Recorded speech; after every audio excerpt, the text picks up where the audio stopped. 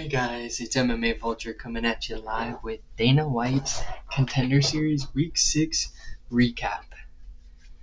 And we're going to go ahead and jump right into the first bout of the night, and it is Ahmad Hassanzada versus Dylan Mantello.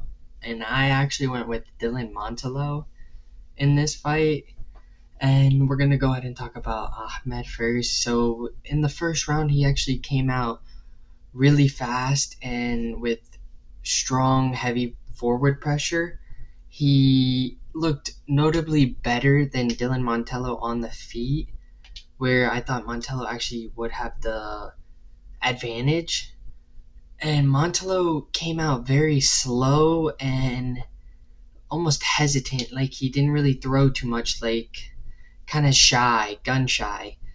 And it was mainly a Hassanzada round. He was throwing his famous spinning back fist multiple times, spamming it like you're in UFC 5, spamming that button. And he had a great lower kick. He just all around looked a lot better in that first round. He actually did end up taking Dylan Mantello down and grounded pounding him to end the first. And then in the second round, Ahmed came out and he looked gassed and notably slower. And Dylan Mantello actually looked a lot better and he looked a lot less gun shy and was actually throwing strikes and connecting. And his combinations looked crisp and clean. He looked a lot better than the first round by a lot. And he actually ended up rocking Ahmed Hassanzada and dropping him in that second round. Like I said, Hassanzada has a glass chin. He ended up getting dropped in this fight like his other fights.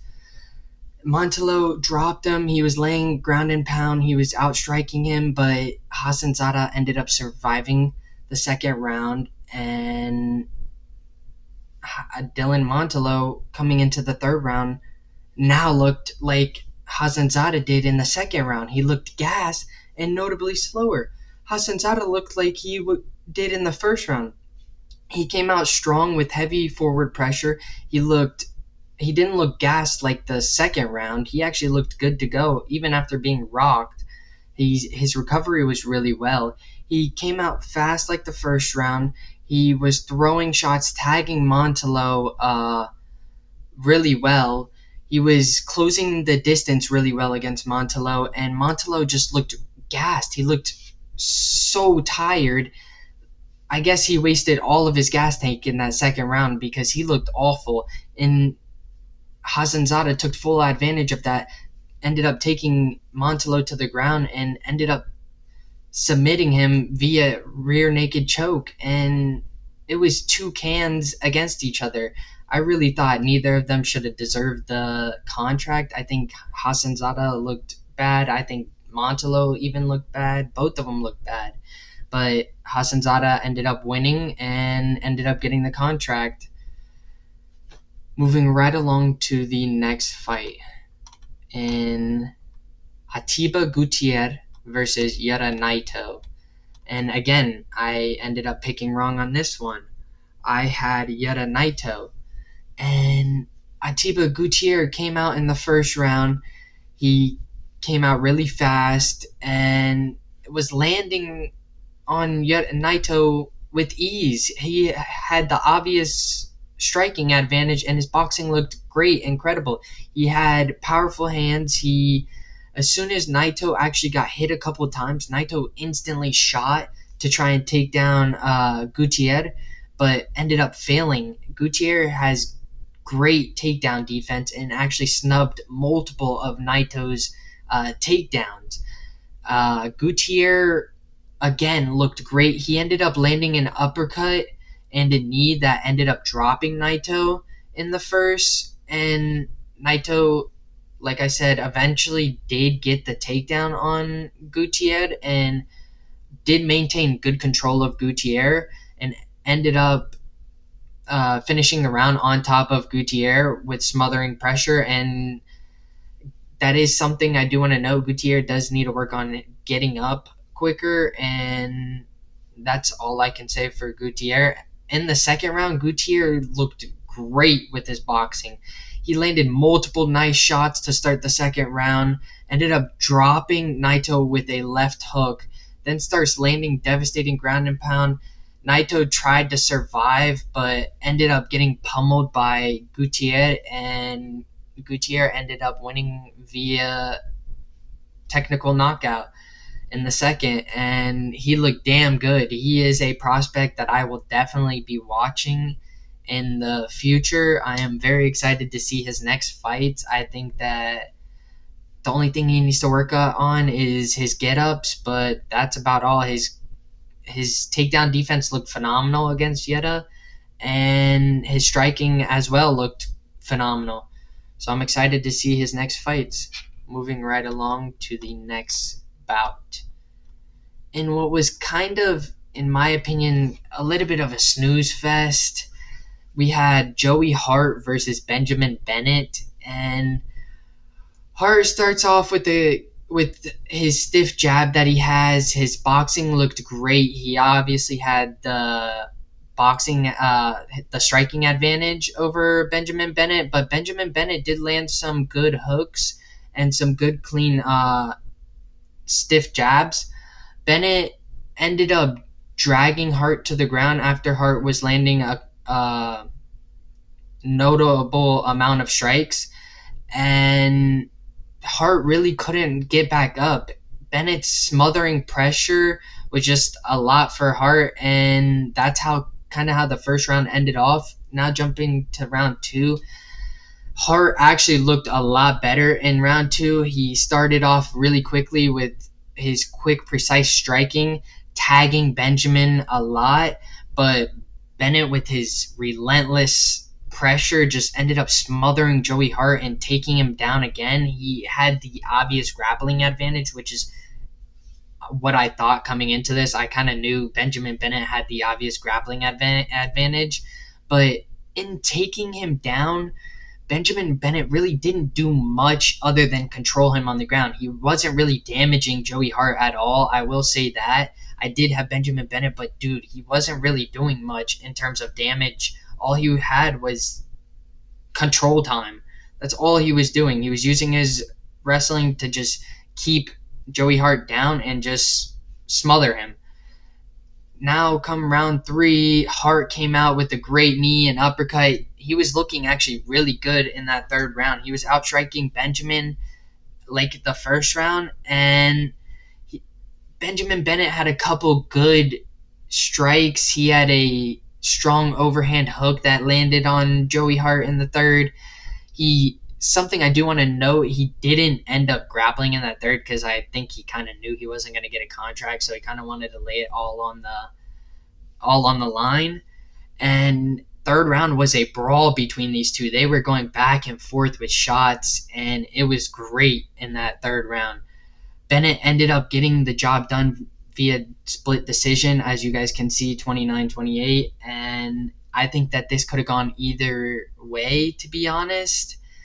I think that, I know I did pick Benjamin Bennett, but I think he is a boring fighter. He's kind of like Merab and Bilal, where, like, I don't mind jiu-jitsu base, but if you're going to have that, at least go for finishes. Don't sit there and try and point fight and just control them on the ground and just pepper them with shots just so that you don't get stood up.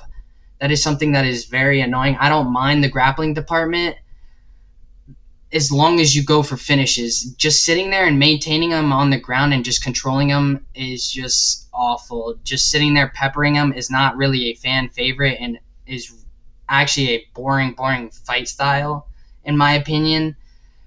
At least be like someone like Umar or Islam or Oliveira, where they actually go for submissions. They don't just sit there and try and point fight and just hold you down and just pepper you with shots so that you just don't get stood up and ultimately win via decision. That's just my opinion, but ultimately Benjamin Bennett was my call, and he ended up winning this. Moving right along to the next bout of the night, in Talisson Teixeira versus Arthur Lopes. And this one was kind of interesting because Arthur Lopes, like I said previously, was actually a welterweight before this, now coming in as a heavyweight. but he actually didn't look bad against a 6'8" giant in Talisson Teixeira. They both started early. It was a battle of back and forth shots, and Lopes was throwing really wild. Actually landed a couple of nice clean shots on Teixeira. I don't really think it wobbled Teixeira, in my opinion. I think it really didn't land too flush, but Arthur Lopes did have a couple of nice shots on Teixeira, and ultimately Teixeira just overwhelmed him. He had the better striking and ended up landing a crisp right hand that ended up putting Arthur Lopes out. And Teixeira, I'm excited to see his next fight, but I don't really think he's gonna be in the rankings as far as heavyweight. I think that he doesn't have the best striking at all compared to the top ranked 15 in the heavyweight, but we're gonna see in his next fight. Moving right along to the main event. Don't forget to like and subscribe if you guys haven't, and we're gonna go ahead and get right into it. In Aaron Tao versus Elijah Smith. And this one was a great fight. And in the first round, Elijah Smith came out fast. He started very early with low kicks and a stiff jab, and he had the obvious speed advantage. And as well as that, he also looked really great in his boxing. He had the boxing advantage as well as the grappling advantage. He ended up hip tossing Aaron Tao in the first round, and he made it look easy tossing Aaron Tao. He took him down, smothered him. Tao really couldn't close the distance and couldn't really hit Elijah Smith. He was having trouble with Elijah Smith's speed. He ended up only getting 6 strikes landed in that whole first round. And it was a dominant performance in the first round by Elijah Smith. Then comes second round, Tao came out stronger. He looked less gun shy. He was actually throwing a lot more punches. He had a stiff, clean jab. He did throw a little bit wild, and he ultimately couldn't take down Smith, which I kind of saw that happening. I thought Elijah Smith's takedown defense looked really good, and I thought that Aaron Tao was kind of a mid-level grappler.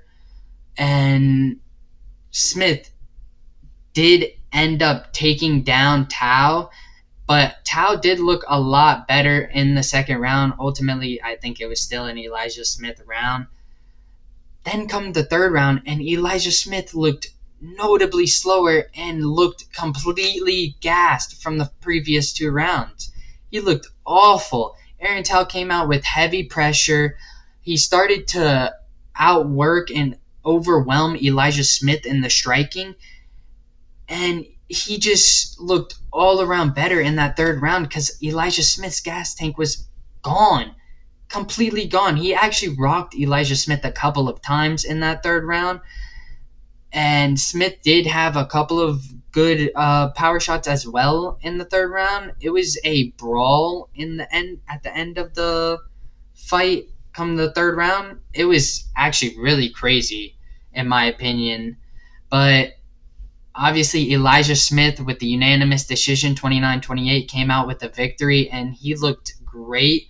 I'm very excited to see him in his next fight. Obviously, he needs to work on his gas tank because he looked completely gassed in that third round, and Aaron Tao could have ultimately ended it if he was a precise striker that landed that clean shot, because Elijah Smith his defense looked awful, and he just looked completely gassed. And ultimately, Elijah Smith won, like I said, and I had him to win. And that is today's video. Don't forget to like and subscribe, like I said, and peace.